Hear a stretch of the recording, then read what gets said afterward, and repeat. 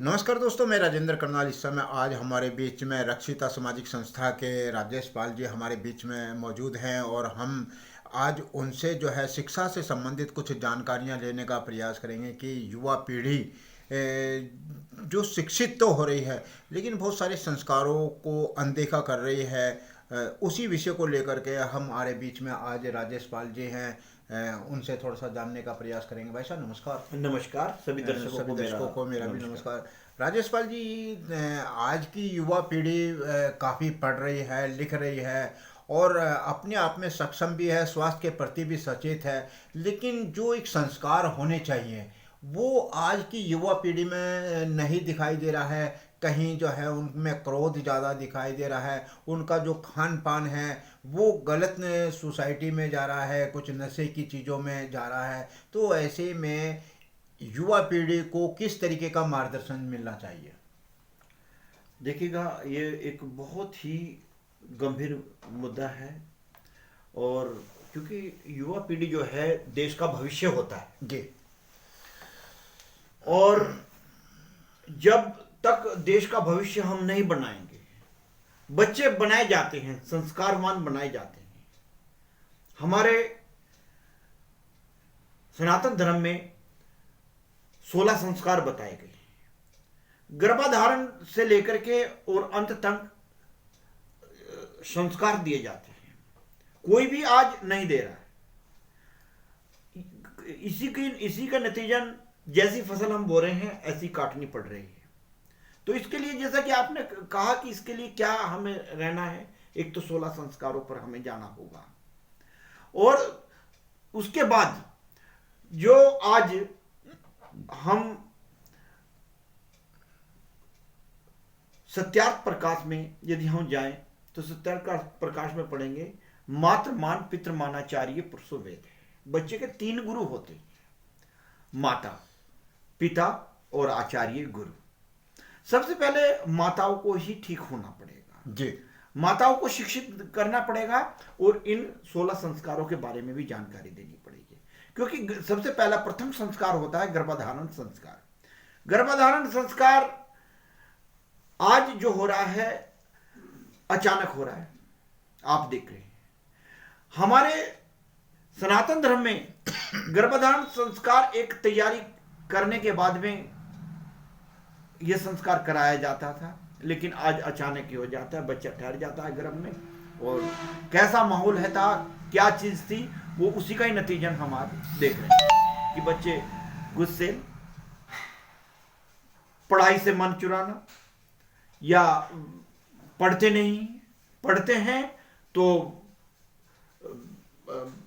वो चीज पढ़ करके आ रहे हैं कि जिसमें अपने बड़ों को कोई सम्मान नहीं है।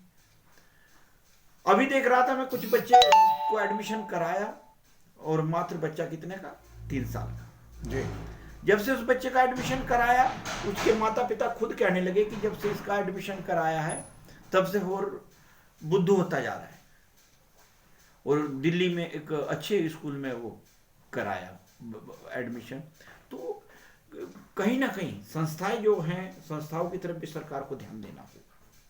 और हमारी जो शिक्षा है वो बिल्कुल हमारे शास्त्रों के ऊपर आधारित होनी चाहिए, वेदों के ऊपर आधारित होनी चाहिए, तभी कार्य चल सकेगा।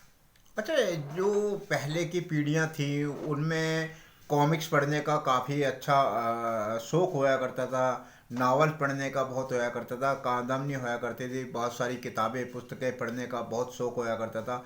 छोटे छोटे से बच्चों के लिए चाचा जो है चाचा चौधरी जैसी कॉमिक्स आया करती थी, तो वो जब पढ़ा करते थे तो बच्चे बड़े खुश होया करते थे। और इस तरीके की चीज़ें मिलती थी, एक दादा दादियों की कहानियाँ मिला करती थी। लेकिन अब वो सब चीज़ें दिखाई नहीं देती हैं।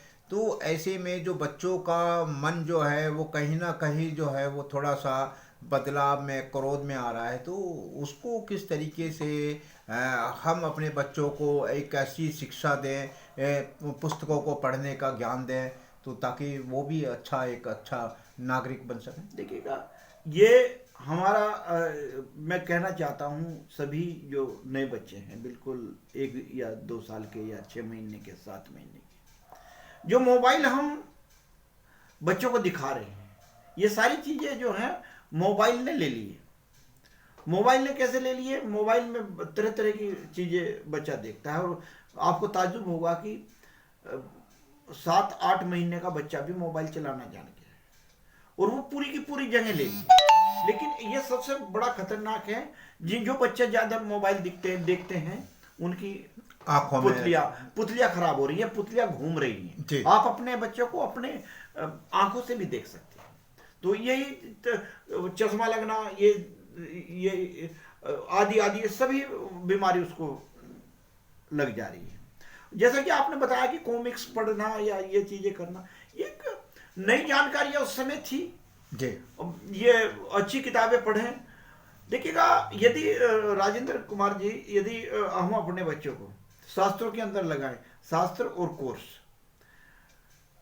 तो हमारे उपनिषद, पुराण, वेद, इतने शास्त्र हमारे पास हैं हमारे धर्म में, वही पूरे नहीं होते हैं पूरी जिंदगी यदि हम उनका अध्ययन अपने बच्चों को कराएं, उसके ऊपर लगाएं।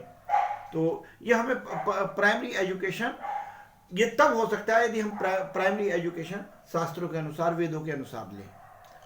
लेकिन शास्त्रों से आप एक धार्मिक इंसान बन सकते हैं, लेकिन आज का जो युग है वो एक तरीके का वैज्ञानिक है, और हर आदमी ये चाहता है कि मैं नई खोज करूं, नई जानकारी प्राप्त करूं, मैं समाज की बहुत सारी बारीकियों को जानूं। तो शास्त्रों में वो चीज़ें नहीं मिलती है। शास्त्र तो एक सामाजिक अध्ययन को माना जाता है, तो उसमें किस तरीके से? देखिए, धर्म अर्थ काम मोक्ष, धर्म ये नहीं है कि हमें ये तो हमने अब खुद रूप दे रखा है कि हम दूसरी तरफ हमने हिंदू धर्म या मुस्लिम धर्म, ये धर्म नहीं है। धर्म तो एक एजुकेटेड चीज है। यदि हमें कक्षा में पढ़ना है, हमें इंजीनियर बनना है, तो एक अच्छी शिक्षा लेकर के, एक अच्छी शिक्षा लेने का वो भी एक हमारा धर्म है। हम एक गहन अध्ययन किसी चीज का कर रहे हैं, उसको धर्म कह सकते हैं। धर्म अर्थ काम मोक्ष, ये चार चीजें हैं। धर्म अर्थ काम मोक्ष। तो धर्म वो चीज है कि ये तब हो सकता है, वैज्ञानिक हम कब बन सकते हैं? जब हम जानकारी हो। वेद क्या बनाते हैं? वैज्ञानिक बनाते हैं, या डॉक्टर बनाते हैं, आयुर्वेद पढ़ाते हैं। तो ये तभी तो हो सकेगा यदि हम सीखेंगे। लेकिन आज जो इस तरीके से आप बता रहे हैं, आज का जो युग है वो कंप्यूटराइज युग है, और मोबाइल युग है, और बहुत सारी जो टेक्नोलॉजी है वो टेक्नोलॉजी एक से एक बढ़ के टेक्नोलॉजी आ रही है। क्योंकि जिस तरीके से हमारी जो विकास हो रहा है, जो हमारी प्रवृत्ति बदल रही है, वो बहुत ऊंचाइयों की टेक्नोलॉजी हो गई है। उस टेक्नोलॉजी के प्रति भी सजग रहना आज की युवा पीढ़ी के लिए बहुत महत्वपूर्ण हो गया है, क्योंकि जो शिक्षित लोग हैं वो ज़्यादातर स्टेप बाय स्टेप अपने कदम को बढ़ा रहे हैं। हाँ, देखिएगा, ये जो टेक्नोलॉजी आई, ये कहाँ से आई है? कुछ हिस्सा है वेदों का, इसको पेवर ही टेक्नोलॉजी बना दी जाए ना। क्योंकि आप देख रहे हैं कितना भी एजुकेटेड बच्चा है, जितना एजुकेटेड हो रहा है उतना ही अपने समाज से उसका बर्ताव देख लीजिएगा, आपके सामने है। उसका बर्ताव ऐसे ही अपने माता पिता के प्रति, परिवार के प्रति घटता चला जाता है। तो शिक्षा में कहीं ना कहीं दोष है ना। इस वर्तमान की जो शिक्षा है, वर्तमान की टेक्नोलॉजी में दोष है। उस दोष को खत्म यदि हम करना चाहें, तो उसके लिए सबसे पहले हमें कंप्यूटर को बनाना पड़ेगा। कंप्यूटर को संस्कृत में बनाना पड़ेगा। यदि हम संस्कृत में कंप्यूटर बनाते हैं तो ये दोष मिट सकता है। तो यानी कि मेरा एक चीज़ और भी है कि युवा पीढ़ी जो है वो वैज्ञानिक तौर पर किस तरीके से आगे बढ़ सकती है, जो आजकल की खेती बाड़ी से संबंधित है, कृषि से संबंधित है, बहुत सारे जो रोज़गारों को इस तरीके की टेक्नोलॉजी है। क्योंकि अब रोज़गार जो है वो मेहनत के नहीं, वो टेक्नोलॉजी के हो गए, औजारों के हो गए हैं। तो उस तकनीकी में भी आदमी को पहुंचना चाहिए। उस तकनीकी के लिए आदमी अपना और किस तरीके से ज्ञान प्राप्त कर सकता है? वेद क्या है हमारे? टेक्निकी तो है। असली वेद पढ़ा दिए जाए, उसमें कोई जोड़ तोड़ मरोड़ ना करें, तो वो चीजें करा दिया जाए। क्योंकि इसको एक यदि संस्कारवान बनाना है बच्चे को और एक शिक्षित बनाना है। क्योंकि वेद भी हमारे टेक्नोलॉजी हैं, धर्म है, कार्य हैं, कार्य कराना सिखाते हैं। जैसे चारों वेद हैं, उपवेद हैं, उपनिषद हैं, क्योंकि इसमें सभी रोजगारों की खान है। रोजगार इसी के अंदर सीमित है और इसी के अंदर हमारी शिक्षा है और इसी के अंदर हमारे गणित है, इसी के अंदर हमारा भूगोल है, इसी के अंदर हमारा केमिस्ट्री है। अच्छा राजेश पाल जी, एक चीज़ और बताएं, क्योंकि आजकल के आप क्योंकि ज्योतिष विद्या से भी रहे हैं, तो हर त्योहारों को भारत में जो है वो दो दो के दिनों के रूप में दे दिया जाता है। ऐसे में जो एक लोगों की जो भावना होती है वो कहीं ना कहीं ख़त्म नज़र आ रही है। उस पर थोड़ा सा और क्या कहना चाहेंगे आप? देखिएगा, कुछ थोड़ा सा झोल है, यदि उसको हम मिटा लें। सभी विद्वान एक जिस तरीके से नासा की मीटिंग होती है वैज्ञानिकों की और ज्योतिषों की मिल करके, इसमें भी एक सामंजस्य बिठा लें। प्रत्येक त्योहार हिंदू धर्म में तिथियों के ऊपर चलता है जी। और तिथि किस समय खत्म हो जाए, सूर्य उदय से पहले भी हो सकती है, सूर्य अस्त के बाद भी हो सकती है। जैसे सूर्य कोई समय नहीं है, दिन रात का तो समय है, दिन किस समय से किस समय तक होगा, रात किस समय से किस समय होगी, लेकिन तिथि का समय नहीं है। और कोई भी त्योहार है, प्रत्येक त्योहार है सूर्य उदय से सूर्य अस्त तक ही चलते हैं जी। तो ये दो त्योहारों की यदि बात की, मान सपोज कीजिएगा कि सूर्य उदय तिथि, क्योंकि पूजन उसी तिथि में होना चाहिए। जैसे अष्टमी का पूजन है तो रात को होता है, या पूर्णवासी का पूजन है तो शाम को होता है। सत्यनारायण की कथा या ये कराते हैं तो शाम के समय कराते हैं। तो उस समय तिथि वो तिथि होनी चाहिए जिस तिथि का में आप कार्य करा रहे हैं।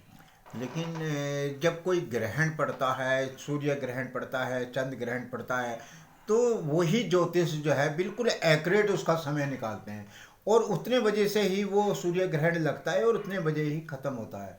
लेकिन त्योहारों में ऐसी क्या बात आ जाती है कि उन त्योहारों में कोई तिथि जो है वो एक्यूरेट नहीं निकल पाती? देखिएगा, जो हमारे ग्रंथ हैं उसमें तो मैंने बताया कि थोड़ा बहुत छोटा सा झोल दे रखा है, उसको समझ नहीं सकते, समझना चाहते नहीं है। प्रत्येक त्योहारों को सूर्य उदय से जोड़ा गया है, सूर्य उदय तिथि से। उस तिथि को ही हम मानते हैं जो सूर्य उदय तिथि से ही, सूर्य उदय तिथि जी। लेकिन वो कितनी सूर्य उदय तिथि, मान लो सुबह 7 बजे सूर्य उदय हुआ और 1 घंटे के लिए चली थी, तो वह तिथि ना होने में ही होती है, शास्त्र भी कहते हैं। इस चीज को यदि हम समझ लें कि कोई तिथि कितनी चल जाए, तो इसमें मैंने बताया है कि इसमें हम कुछ नहीं कर सकते फिलहाल। इसमें हमें थोड़ा संशोधन करना पड़ेगा, क्योंकि शास्त्रों में थोड़ा सा झोल दिया हुआ है।